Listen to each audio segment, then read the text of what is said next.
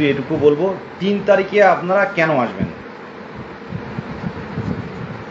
3 তারিখে কেন রাজপথে আসতে বলছি। বেশ কিছু পয়েন্ট নিয়ে আমার ব্যক্তিগতভাবে মনে হয়েছে বিগত দিনের কিছু কিছু বিষয়। দেখুন, আমাদের প্রধান গুরুত্বপূর্ণ মুখ্য যাই বলুন না কেন, একটাই লক্ষ্য আমাদের স্বপ্ন পূরণ। এই 2 বছরে একটাই লক্ষ্য, আমাদের স্কুলে ফেরা। কোনোভাবে ফিরতে পারছি না, কোনো না কোনো আইনি জটিলতায়, কখনো 20-22, কখনো 2014-17, 2022-এর প্যানেল, কখনো ওবিসি ম্যাটার, বিভিন্ন ম্যাটার সামনে আসছে, যার ফলে আমাদের সমস্যা তৈরি হচ্ছে। কিন্তু এই সমস্যাটা কিছুটা কৃত্রিম নয় কি? কিছুটা কৃত্রিম নয়? আমাদের সহযোদ্ধারা হারিয়ে যাচ্ছে, সমস্যার কারণে থাকতে পারছে না, ডিপ্রেশনে ভুগছি আমরা, মানসিকভাবে কেউ সুস্থ নেই। এই জায়গায় 3 তারিখে কেন আন্দোলন ডাকা হলো, কেন যাচ্ছি আমরা, এই বিষয় নিয়ে আজকে আলোচনা। প্রথমে বলবো, 2014-র মতো দুর্নীতিগ্রস্ত একটা টেট থেকে যেভাবে বারে বারে নিয়োগ পেয়েছে, তারা 3 বার নিয়োগ পেয়েছে। 2014 টেটে কেউ বসে নেই। মুখ্যমন্ত্রী সেবারে বলেছিলেন 48,000 নিয়োগের পর, 2016 সালের পর বিধানসভা ভোটের আগে জেলায় জেলায় গিয়ে বলেছিলেন ধাপে ধাপে টেট পাস সকলের নিয়োগ হবে। এবং পরবর্তীকালে 2014 যারা চাকরি পায়নি, তারা আন্দোলন করে যেখানে মুখ্যমন্ত্রীকে গেছেন সেখানে মুখ্যমন্ত্রীর কথা তুলে ধরেছেন যে ম্যাডাম ধাপে ধাপে নিয়োগ হবে, আমাদের নোটিফিকেশান দিন, আমরা অল্প সংখ্যক টেট পাস পড়ে আছি। তারপর 16,500 রিক্রুটমেন্ট হলো। 16,500 ম্যাক্সিমাম যারা ছিল বেরিয়ে গেছে। তাহলে 14 টেট থেকে 2 বার নিয়োগ হলো। আজকে পর্ষদ সভাপতি যদি বলে যে টেট একটা সূচক মাত্র, আমরা কি মেনে নেবেন? 2009-এর টেটে কি কোনো পূর্ণ প্রশিক্ষিত কেউ আছে? যারা চাকরি পাচ্ছে দেখুন, তারা পড়াশোনার মধ্যে নেই। এই জায়গাটা আপনারা কেন বুঝতে পারছেন না? লড়াইটা নিজের জন্য করুন, নিজের পরিবারের জন্য করুন। ধাপে ধাপে যে কথাটা আমি বলছিলাম, বিস্তারিত বলবো না, একটু পরেই 9টার দিকে, রাত 9টায় মিটিং শুরু হবে। ধাপে ধাপে নিয়োগ হওয়ার কথা তো মুখ্যমন্ত্রী বলেছিলেন, মাননীয় মমতা ব্যানার্জি মহাশয়া। তো তারপর কিন্তু ওই ধাপে ধাপে নিয়োগ বলতে গিয়ে যে কয়েকজন পড়েছিল তাদের নিয়োগ দিল, তারপর 22-এর নিয়োগ হলো। এটা হচ্ছে 14-17 ব্যাপার। আর আমরা কেন আন্দোলন করব? আমাদের কেন 3 তারিখে ডাকতে হলো? ওবিসি ম্যাটার না মিললে হবে না, আমরা জানি, কিন্তু এটা মাথায় রাখবেন, আমরা কিন্তু একটা প্রসেসে আছি। কারণ এই প্রসেসে টেট পাস ছাড়া কিন্তু কেউ যুক্ত হতে পারবে না। এই প্রসেসে আমাদের সাথে যারা টেট কোয়ালিফাই করে আছে, এরা ছাড়া কিন্তু রিক্রুটমেন্টে কেউ বসতে পারবে না। তাহলে একটা প্রসেস ধরতে পারেন এটা। আর যে কথাটা মুখ্যমন্ত্রী যেখানে বলেছিলেন 2 লক্ষ শূন্যপদ আছে, তার মধ্যে উনি ইন্ডিকেট করে দিলেন যে তার মধ্যে 1 লক্ষ শূন্যপদ প্রাইমারি এবং আপার প্রাইমারি মিলিয়ে আছে। আপার প্রাইমারি নিয়োগ কিন্তু এখনো চলছে। সুশান্ত দাস সাথে কথা হয়, আপার প্রাইমারি যিনি নেতৃত্ব দেন, সুশান্ত ঘোষ দাদা, অনেক সময় আমি শেয়ার করে দেখেছেন। তো দাদার সাথে কথা হয়, তো ওখানে ওদের নিয়োগটা কিন্তু চলছে, এখন কাউন্সিলিং চলছে। নতুন করে কিন্তু ওদের কি হবে কেউ জানে না, নতুন করে এই 8 বছর পরে হচ্ছে। আর আজকে ভাবুন, শুধুমাত্র এই টেট পাস বলতে গেলে এই 2022 টেট পড়ে আছে। এখন যদি ধারাবাহিক আন্দোলনের মাধ্যমে যদি আমাদের অন্ততপক্ষে যদি আমাদের প্রসেসটা শুরু করতে পারি, কোথাও লেখা নেই কিন্তু যে নিয়োগ করা যাবে না। যদি শূন্যপদ বেশি থাকে, সরকার কিন্তু নিয়োগ করতে পারে। আপনাদের প্রত্যেকের উদ্দেশ্যে বলছি, 3 তারিখে আসুন, যেখানে যেতে হয় আমরা যাব, এবং আসার আগে জেলা গ্রুপে জানিয়ে আসুন যে আমি যাচ্ছি। আমরা আমাদের যেখানে ধরে নিয়ে যাক সেখানে যাব, কিন্তু আমরা আন্দোলন জারি রাখবো। আপনাদের বুকে আগুন জ্বলে না? যে বাবা মা কষ্ট করে আমরা যারা এই পেশায় এসছি, আমাদের আর্থিক অবস্থা খুব ভালো নয়। ডিএলএড করেছি, আমরা খুব ভালো অবস্থায় করিনি। এখন হয়তো ডিএলএডের এখন একটা ব্যাপারে এইরকম, কিন্তু এর আগে যারা ডিএলএড করেছে খুব চাপ ছিল তখন। আমরা ডিএলএড কলেজের সুযোগ পাইনি কোনোভাবেই, 2 বছর কোনোভাবেই দম ছাড়তে পারিনি আমরা। আর সরকারি যারা করেছে তারা তো একদম পারবে না, তারা সেইভাবে কষ্ট করে পড়েছে, নাম্বারও কম। তো এইভাবে কষ্ট করে বিভিন্ন প্রতিকূলতার সাথে লড়াই করে আমরা ডিএলএড পূর্ণ প্রশিক্ষিত হয়েছি 2 বছর। আর ডিএলএডে যারা ভর্তি হয়েছে তারা ইন্টার্নশিপ বাদে কোনোদিন সার্টিফিকেট পাওয়া যায় না। এখন কি হচ্ছে জানি না।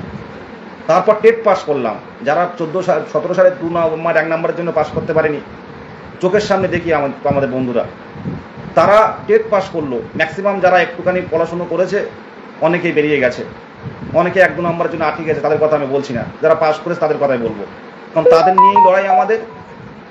3 তারিখে কেন আসতে হবে? এই 1 লক্ষ শিক্ষকের শূন্যপদ রয়েছে। এই 1 লক্ষ শূন্যপদের মধ্যে আমাদের যত সংখ্যক টেট উত্তীর্ণ আছে খুব কম সংখ্যক, কারণ 2017 সালের টেট পাস অনেকে পাস করেছে, 2014 টেট থেকে অনেকে চাকরি পেয়েছে, 2017 টেট থেকে অনেকে চাকরি পেয়েছে, তারা বেরিয়ে গেছে। এবং আপার প্রাইমারিতে অনেকে তারা ডিএলএড করা আছে, তারাও বেরিয়ে গেছে। তাহলে এখানে কিন্তু খুব কম সংখ্যক পূর্ণ প্রশিক্ষিত ডিএলএড, আমার কথাটার মিনিংগুলো ভালো করে বুঝবেন। পূর্ণ প্রশিক্ষিত 2 বছরের ডিএলএড কিন্তু কম সংখ্যক আছে। আমি এনওএস এর কথা এখন বলছি না, এনওএস এর ব্যাপারটা কি হচ্ছে আমরা দেখতে পাবেন সব কিছু। তো আমি পূর্ণ প্রশিক্ষিত নিয়ে কথা বলবো।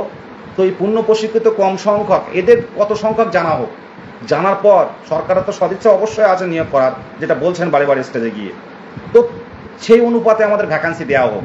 তাহলে কিন্তু রিজার্ভেশন পলিসি যে অবস্থায় বর্তমানে আছে সেই অবস্থায় নিয়োগ করলে কিন্তু কোনো সমস্যা হবে না। আগে আমাদের দরকার পোর্টালে খুলে নোটিফিকেশান দিয়ে বের করা, পোর্টালটা খুলে একটা মোটামুটি একটা পোর্টাল খুলে, নিউ পোর্টাল খুলে কতজন পূর্ণ প্রশিক্ষিত ডিএলএড টেট পাস আছে তাদের একটা সমীক্ষা করা হোক, তার ভিত্তিতে নিয়োগ হোক। তাহলে যে যেখানে যে কাস্টে যেভাবে যা সমস্যা থাকে সঠিকভাবে যদি আমরা অ্যাপ্লিকেশান করি, আমরা কিন্তু সবাই বেরিয়ে যাওয়ার সম্ভাবনা থাকবে। এই দাবিতে বলছে আন্দোলন করুন। আর এই ওবিসির কারণে নতুন করে টেটও হচ্ছে না, ওবিসির কারণে নতুন করে কোনো রিক্রুটমেন্ট হচ্ছে না, ওবিসির কারণে আপনার ইন্টারভিউ হচ্ছে না। তো একটা সময় কিন্তু সরকারকে দিতে হবে, তাড়াহুড়ো করে পরীক্ষা নিয়েও দিতে পারবে না, সরকারকে দিতেই হবে। অনেকে বলছে এবছরে হবে না, কেন হবে না বলুন তো? কেন হবে না? কেন পাবো না আমরা? আমরা কি যোগ্য নয়? টেট পাস মানে চাকরি পশ্চিমবঙ্গে, এটা আমি বলে দিলাম। বিগত দিনে যেটা হয়ে এসছে, 2009-এর যে সমস্যা আমাদের ভোগ করতে হবে কেন? চোখে চোখ রেখে কথা বলতে পারবে ডিপিএসসি চেয়ারম্যানগুলো? সেই জায়গায় তো নেই। গতকাল সেদিন আমরা গেছিলাম উত্তর 24 পরগনা ডিপিএসসিতে, স্যারের কাছে যে সিকিউরিটিরা থাকে আমাদের অ্যাপ্লিকেশন নিয়ে গেল, স্যার ব্যস্ত ছিলেন, চেয়ারম্যান সাহেব, তার মধ্যেও কিন্তু দেখি আমাদের সাথে কথা বলেছেন বিষয়গুলো নিয়ে, বলছে আমাদের নিয়ে ভাবা হচ্ছে। আমরা মিটিং হলো, কি হলো, তা বললে আপনাদের নিয়ে ভাবা হচ্ছে। কিন্তু এই ভাবনাটা গত 2-2.5 বছর শুনে আসছি একই কথা। সেই জন্য বলবো 3 তারিখ থেকে পথে নামুন, যে যেখানে পারবেন আসুন। আজকে টেলিগ্রাম গ্রুপও হবে, টেলিগ্রাম গ্রুপে মিটিংয়ে থাকুন। একদম ভালো নেই, কিন্তু লড়াইটা কিন্তু এবার করতে হবে আমাদের। এবার ধারাবাহিক লড়াইটা করতে হবে, ঢোকার জন্য লড়াই করতে হবে, এনিহাউ স্কুলে ফেরার লড়াই করতে হবে। এটা যোগ্য দাবি, এর একটা বঞ্চিত যেন না হয় আর কোনোভাবে। অটোমেটিক্যালি অনেকে বাদ চলে যাচ্ছে বয়সের কারণে, অনেকের বয়স পেরিয়ে গেছে, আর এরপরও যদি বসে থাকেন কিচ্ছু বলার থাকবে না। ওবিসি যখন সমস্যা হবে, এই সমস্যাটা আমাদের জন্য সমস্যা না, আমাদের লড়াইটা করতে হবে। এবং কোনো ওবিসিদের বাদ রেখে নয়, ওবিসিদের নিয়ে কোনোভাবে, ওবিসিদের নিয়ে লড়াই হোক, নোটিফিকেশান দেওয়া হোক যে সার্ভে হচ্ছে, তারপর এদেরকে সেই অনুযায়ী ব্যবস্থা করা হবে, অন্তত প্রসেস শুরু হোক। নাহলে কিন্তু খুব সমস্যা হয়ে যাবে, কারণ জানুয়ারি, ফেব্রুয়ারি, মার্চ নাগাদ কিন্তু ভোট ঘোষণা হয়ে যাবে, তখন কিন্তু ভোট ঘোষণা হয়ে গেলে কিন্তু আমাদের আর নিয়োগ হবে না। তাই লড়াইটার সময় কিন্তু এখন, মুখ্যমন্ত্রীর দৃষ্টি আকর্ষণের সময়টা এখন। আর এরপরে কিন্তু আমরা প্রতিরোধে নামবো। সেই প্রতিরোধটা যেখানে যাবেন মুখ্যমন্ত্রী, সেখানে আমরা যাব।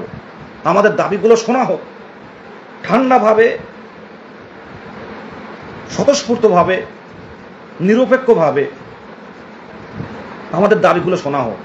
আমি 100% বিশ্বাস, আমাদের কথা যদি শোনেন, এ কথায় সহানুভূতি বা আমাদের প্রতি একটা ভালোবাসা, একটা কষ্ট যে কোনো মানুষের চলে আসবে। 2017 সালের শেষ 17-19 ফর্ম ফিল আপ করতে পেরেছিল, 17-19 ডিএলএডরা ফর্ম ফিল আপ করতে পেরেছিল 2017 টেটে। তারপর 18-20 থেকে শুরু করে 18-20, 19-21, 21-23, 22-24, এরা কিন্তু 22-24-এর দিকে আমি যাচ্ছি না, তবে এরপর থেকে কিন্তু এরা কিন্তু আর টেট দিতে পারেনি, ইন্টারভিউও দিতে পারেনি, টেটও দিতে পারেনি। তো এরা তো টেট পাস করেছে, প্রত্যেকটা বছর তো টেট, প্রত্যেকটা বছর তো এরা ডিএলএড পাস করে বেরিয়েছে, কিন্তু সুযোগ পায়নি। এই দাবিটা তুলে ধরবো এবং আমাদের সকল উত্তীর্ণদের বের করতে হবে, কারণ এখন ভাঙা গড়ার সময় নয়, এখন ভ্যাকান্সি চাই আমাদের। স্পেশাল ডিএলএডের এইসব অবস্থা করলে হবে না। নর্মালি কেউ যাতে বঞ্চিত না হয়, নতুন পুরনো প্রত্যেকের উদ্দেশ্যে বলছি, কেউ যাতে বঞ্চিত না হয়, ভ্যাকান্সি দিতে হবে আমাদের। আমাদের লক্ষ্য আর বেরিয়ে যাওয়ার একটাই পথ, এবার ভ্যাকান্সি চাই। আর সামনে বিধানসভা ভোট, প্রত্যেকবার কিন্তু 32, 40, 45, 40,000 নিয়োগ হয়েছে, কিন্তু 20,000, 40,000 এরকম নিয়োগ হয়েছে কিন্তু 14 টেট থেকে যখন এগুলো হয়, যখন হচ্ছে আপনার ভোটগুলো আসে। তো এবারেও সেই মতো অনুযায়ী বিধানসভা ভোট, আর সবচেয়ে বড় এবার নির্বাচন হবে। আপনারা দেখতে পাচ্ছেন বিরোধীরাও কর্মসংস্থান নিয়ে কিন্তু দাবি তুলছে চারদিকে, বিরোধীরাও কিন্তু একটা লড়াই করছে, কর্মসংস্থান চাই, উত্তীর্ণদের নিয়োগ চাই। তো সেই জায়গায় নিয়োগ আমাদের দিতে হবে। আমরা কোনো রাজনৈতিক দলের মদতপুষ্ট নয়, আমরা হবু শিক্ষক, শিক্ষকের যোগ্যতা অর্জন করেছি আমরা। টেট পাস করাই মানে কিন্তু চাকরি, ওয়েস্ট বেঙ্গলে এটা হয়ে আসছে, এটা কোনো মতে সূচক হতে পারে না। টেট পাস মানে চাকরি, টেট পাস না থাকলে প্রসেসে ঢোকা যায় না। এই টেট পাস হচ্ছে প্রধান এবং গুরুত্বপূর্ণ ক্রাইটেরিয়া, যেটা আমরা উত্তীর্ণ হয়ে আছি। আমরা এইবারে অনেকে বলবে লাইফ টাইম এই টেট সার্টিফিকেটটার লাইফ টাইম বৈধতা। আমরা লাইফ টাইম বৈধতা চাই না, আমরা চাই এই 2025 সালের নিয়োগে সবাই বেরিয়ে যেতে। আমি এই ঘরটায় আছি, এক দাদা 2 ওভার চাকরি পেয়েছেন প্রাইমারিতে, তো চাকরি করছেন উনি। এই কথা বললাম কিছুক্ষণ আগে। তো দাদা বলছে যে আন্দোলন দেখছি, কিন্তু আমি মানে অতটা চিনতাম না, কিন্তু আমাকে কথা হলো আমার একটা বন্ধুর সোর্স দিয়ে। তো বললো যে তোমার আন্দোলন, আমাকে চেনেন? তা বললো হ্যাঁ, আন্দোলন দেখছি, আপনারা সত্যি পাওয়ার যোগ্য। খুব খারাপ লাগছে আপনাদের অবস্থা দেখে। অনেক প্রতিবন্ধী যুবক, অনেক প্রতিবন্ধী বোনেরাও তো রাজপথে এসে নেমে তীব্র প্রতিবাদ জানাচ্ছে। দাদাটার ঘরে আছি আমি একটা বই বই পড়ছিলাম, জাস্ট আমি দেখাচ্ছি। এই দাদা এই বইগুলো দেখছিলাম, সমকালীন ভারত ও শিক্ষা, ডিএলএড এর বইগুলো দেখছিলাম। যাই হোক, যে কথাটা আমি বলছিলাম যে এখন হচ্ছে না, হয়তো কাল হবে না ইন্টারভিউ, কিন্তু পরশুদিন হবে। প্রত্যেকে কিন্তু আমরা একদম খুব বাজে পরিস্থিতির মধ্যে আছি। খবরের কাগজ খুঁটিয়ে দেখি, পর্ষদে যাই বারে, আমরা কোনো সংবাদ যে মুখ্যমন্ত্রী কি বলছে সেটাও কিন্তু দেখার চেষ্টা করি আমরা, যে মুখ্যমন্ত্রী ম্যাডাম কি বলছেন।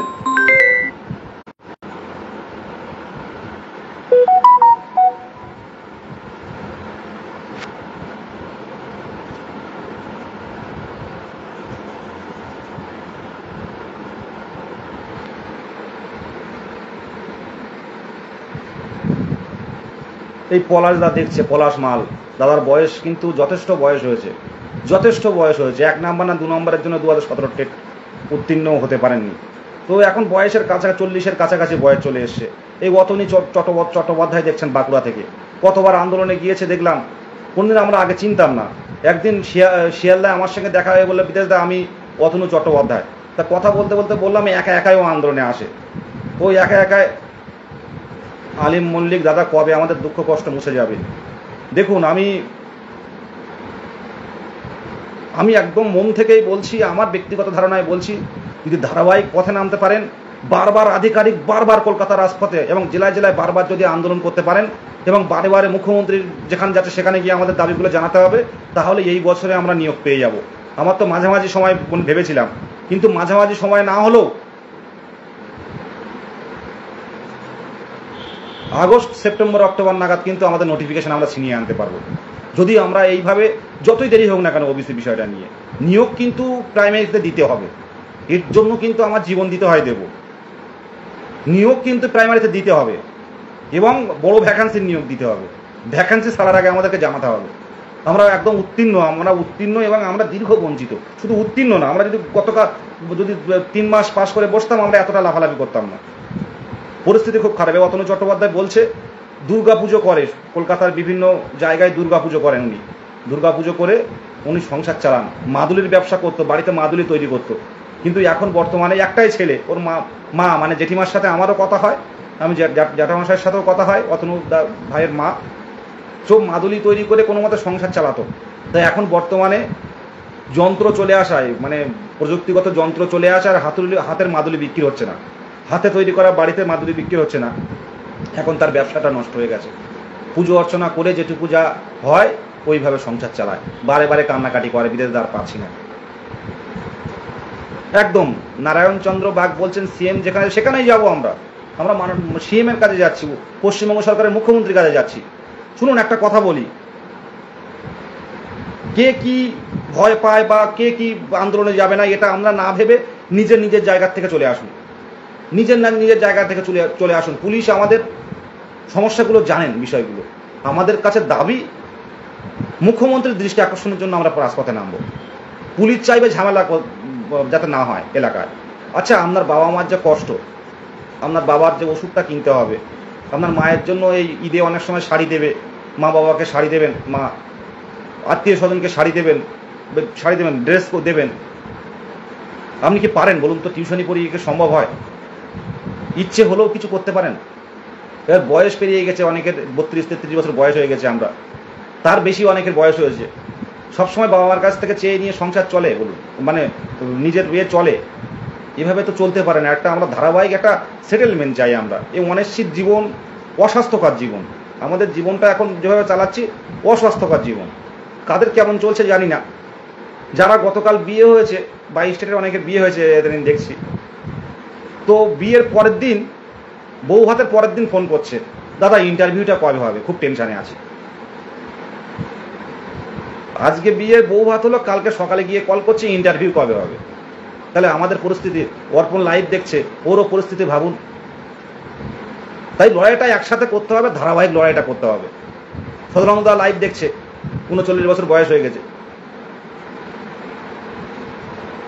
হ্যাঁ, দেবী রানী খুব কষ্টে আছি, তাও হাল ছাড়া হবে না, নিজের দাবি অধিকার, একদম নিজের দাবি ছিনিয়ে নিতে হবে। দেবীর বাবা আমাদের আঙ্কেলের অসুস্থ, আজটা আমি পোস্ট করেছিলাম, দ্রুত সুস্থ হয়ে উঠুক। সবাই একটু কামনা করুন, ভগবানের কাছে হোক, আল্লাহর কাছে হোক, দোয়া করুন এটা সুস্থ হয়ে উঠুক। এটুকুই বলার, 3 তারিখে আসুন, লড়াইটা নিজের স্বার্থে আসুন। দেখবেন একটা দিন, আজকে যারা আমরা এই 2017 সাল থেকে আন্দোলনে ছিলাম, তারা আজকে বুঝি আমাদের ফ্রেন্ড লিস্টে যদি 100 জন থাকে, তার মধ্যে থেকে 70 জন 2017 টেট তারা পাস করেছে। তাদের ফেসবুকে যখন শেয়ার করে তখন বুঝি কষ্টটা, ভালোও লাগে একদিক থেকে। ঠিক আমরাও একদিন এরকম পারবো, আমরাও একদিন ঢুকতে পারবো। শূন্য পদ হলে, আবারও বলছি, যদি সঠিক শূন্য পদ দেয়, যে পরিমাণ শূন্য পদ আছে, অনেক শূন্য পদ আছে। 54,000 নর্মালে 54,200 কতটা শূন্যপদ রয়েছে, এটা নর্মাল শূন্যপদ আছে। আর পোস্ট যদি মুখ্যমন্ত্রী ক্রিয়েট করেন, তাহলে আমি বলতে পারি আর আন্দোলন থাকবে না, টেট পাস আর কেউ বসে থাকবে না। সেই জায়গাটা তৈরি করতে হবে, যেন আজকের সমস্যা মিললে কালকেই যেন ভাবে যে 22 স্টেটের কথা দেওয়া রয়েছে, 22 স্টেটের আগে ছাড়তে হবে এদেরকে। সবাই জানেন যারা টেট পাস করেছে, পূর্ণ প্রশিক্ষিত হয়েছে, নতুন করে আবার যোগ্যতা দেখানোর কোনো জায়গা নেই। নতুন করে যোগ্যতা দেখানোর জায়গা নেই, সব হয়ে গেছে আমাদের যোগ্যতা দেখানো। আমরা ওই সদানন্দদাকেও পাঠালে ডাইরেক্ট পড়িয়ে দেবে, ডেমো টেমো যা হবে পড়িয়ে দেবে। ওই অতনু ভাইকে, ওই স্বস্তি রানী দেখছে, আমাদের দেবী দেখছে, বোনেরা সবাই পড়িয়ে দেবে, কোনো চাপ নেই। এরাই তো যোগ্য, তারা গান জানে, কবিতা জানে, আবৃত্তি করে, নাচ শেখায়, এরা তো যাবে। আমাদের বিক্রম মনে হয় দেখছে, প্রোফাইল চেঞ্জ হয়ে গেছে, বিক্রম হেভি গান গায়। হ্যাঁ বিক্রমজিৎ, লাভ ইউ দাদা, হ্যাঁ love you. Vikram profile change হয়ে গেছে, চিনতে পারছি না, সুন্দর গান গায়, বাবা টিচার, ও ওই পেশায় আসতে চায়, বাবার রিটায়ারমেন্টের সময় চলে এসছে। তো এই জায়গাগুলো, এই লড়াইগুলো আগে তো আমরা কাউকে চিনতাম না। একে অপরের চেনা, একে অপরের পরিবার সম্পর্কে জানা, একে অপরের দুঃখ কষ্ট আমরা এই আন্দোলনের মাধ্যমে থানায় বসে বসে আমরা পরিচিত হয়েছি। প্রত্যেক যেহেতু অফিসিয়ালগুলো পরিষ্কারভাবে জানাচ্ছি, নতুন পুরনো এটা নিয়ে আমাদের কোনো বৈষম্য নেই। ঐক্যমঞ্চের প্রধান টার্গেট হচ্ছে শূন্যপদ এবং দ্রুত নোটিফিকেশন নিয়ে আসা। তারপর কি হয় দেখা যাবে। নারায়ণচন্দ্র দাদা, তোমাকে স্যালুট, লড়াই করছি বলে মনকে শান্ত রাখছে, একদম। দেখুন, একটা আবারও বলছি, আমার কথা অনেকে হয়তো বলে দাদা পজিটিভ বলেন কেন? পজিটিভ বলবেন না, কিন্তু নেগেটিভ নিয়েও চলা যায় না।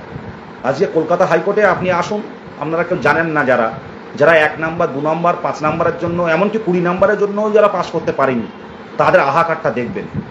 আমি অ্যাডভোকেটদের নাম বলবো না, তাদের অবস্থাগুলো দেখবেন, সেখানে কত লাইন পড়ছে।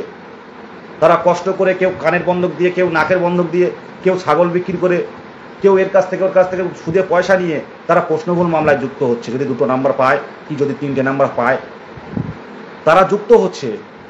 তারা একটু পাস করার জন্য, তারা নিয়োগ চায় না, তারা একটু পাস করা দেখতে চায়, টেট পাস সার্টিফিকেট দেখতে চায়, যেটা আমাদের কাছে আছে। একটু দেখুন, স্বপ্ন ওর মধ্যেই আছে। নতুন করে টেট পাস কিন্তু আর সেইভাবে আসবে না। ওই টেট পাস অনেকে বলে গলায় ঝুলিয়ে দেবো, পুড়িয়ে দেবো, না, একটু দেখুন আর লড়াইটা চালিয়ে যান।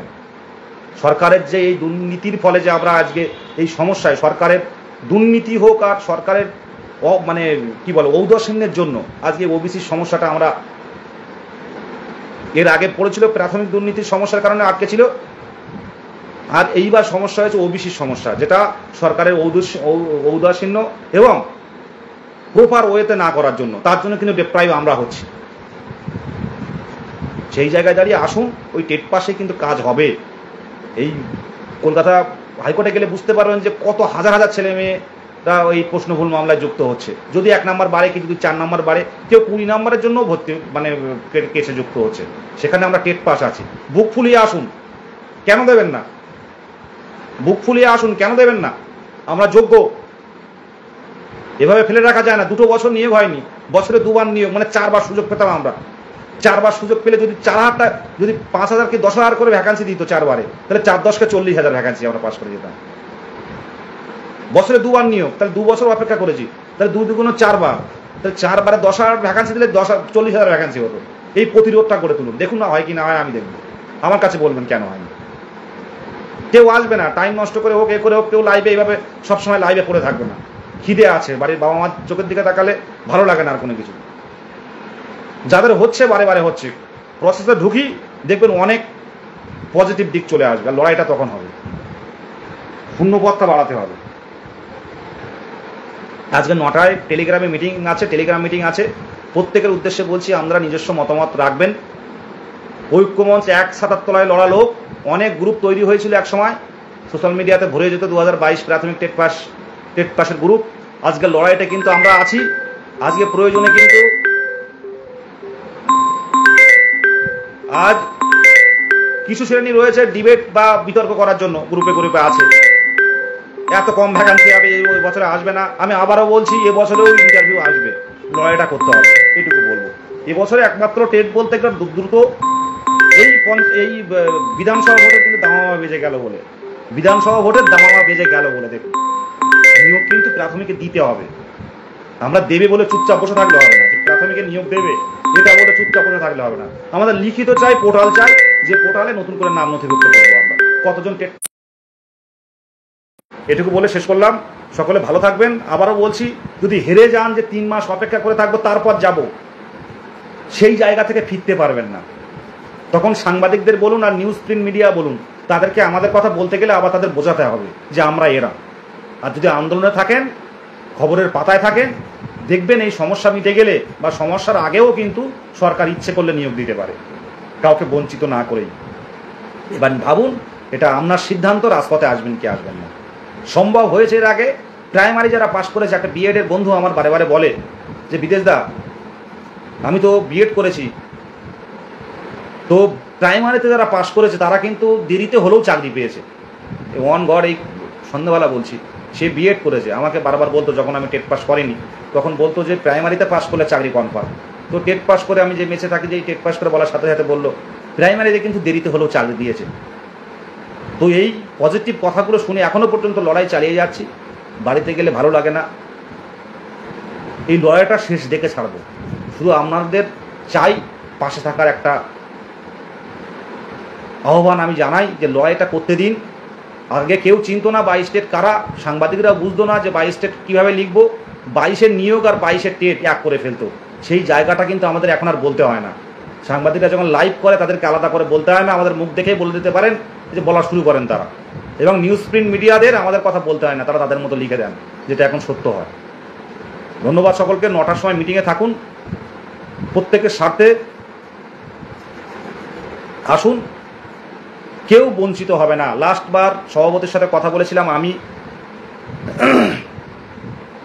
আমরা 4 জন কথা বলেছিলাম, আমি, অদিতি, হাফিজুর রহমান এবং শাহিদুল। তো স্যার একটাই কথা বলেছিলেন, 23 ও 22-এর কথা নিয়ে যে কথাটা উঠেছিল, উনি বললেন 22-এর কী ক্ষতি হবে, 22-এর কোনো ক্ষতি হওয়ার জায়গা নেই। তো ওবিসির বিষয় নিয়ে অলরেডি তো পাস করে আছে, ওরা সার্টিফাইড সরকার থেকে করা হয়ে গেছে। ওদের যখন সার্টিফিকেট দেওয়া হয়েছিল তখন এমন কোনো কেস ছিল না। সুতরাং কোনো সমস্যা হওয়ার জায়গা নেই, এটা নিয়ে আমরা ভাববেন না, আমরা বাড়ি যান, এটুকুই। 3 মাস পরে কি হচ্ছে আবারও বলছি, 3 মাসের অপেক্ষা রাখুন। 3 মাস পরে কি হবে আমাদের এই বছর এই মাসেই কিছু একটা ব্যবস্থা করতে হবে, অন্তত এমন কিছু করে দেখা, কিংবা শূন্যপদটা বের করে রাখুক যে 50,000 কি 55,000 শূন্যপদ রয়েছে প্রাথমিকে। এটা মুখ্যমন্ত্রীর কথাতে নয়, আমরা পর্ষদের West Bengal board of primary এডুকেশনের সাইডে দেখতে চাই যে 55,000 শূন্যপদ রেডি করা আছে। আমরা 1 মাস কেন 2 মাস ওয়েট করতে রাজি আছি। সকলকে শুভরাত্রি জানাই। টেলিগ্রাম মিটিংয়ে আসুন, টেলিগ্রাম মিটিংয়ে বিস্তারিত আলোচনা হবে। তবে আবারও বলছি, পর্ষদ জেলায় জেলায় বা মুখ্যমন্ত্রী যেটা বলছেন ওটা পর্ষদ দেখা, West Bengal board of primary education তাদের সাইটে অন্তত দেখাক যে 55,700 কি 52,200 কি 44,500 এইরকম ভ্যাকান্সি আছে, আমরা এই সমস্যা মিটে গেলে আমরা নিয়োগ দেব। এটা একটা নোটিশ আকারে বের করুন, তাহলে 1 মাস কেন 2 মাস ওয়েট করতে রাজি আছি আমরা, এটুকুই বলার। সকলে ভালো থাকবেন। একদম কাকু হয়ে গেছে। সকলে ভালো থাকবেন, প্রত্যেকের উদ্দেশ্যে বলছি 3 তারিখে আসুন। কেন আসবেন এই লাইভটা একটু দেখে নেবেন কষ্ট করে। ধন্যবাদ সকলকে, শুভরাত্রি। আপনারা 9টার সময় টেলিগ্রাম মিটিংয়ে আসুন, একটা ওপেন প্ল্যাটফর্মে মিটিং, আমরা সেইভাবে কথা বলবেন। আর সবচেয়ে বড় কথা, আমরা হবু শিক্ষক, আমাদের কথা, আমাদের চলা, আমাদের শব্দচয়ন এগুলো কিন্তু মানুষ ফলো করে, এটুকু।